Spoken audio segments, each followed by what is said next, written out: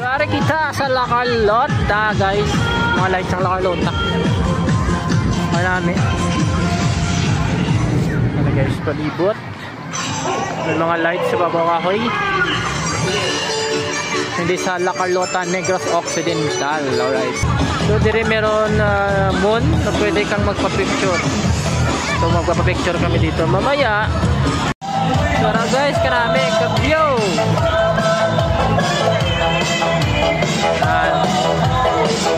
Mga naka-costume sang Merry Christmas. Yan, La Carlota City. Dito sa gilid, pwede kang bumili ng mga pagkain nila. Marami sila mga design dito sa Bulacan. Happy New Year. Happy New Year. Sarap lang ang pagkain.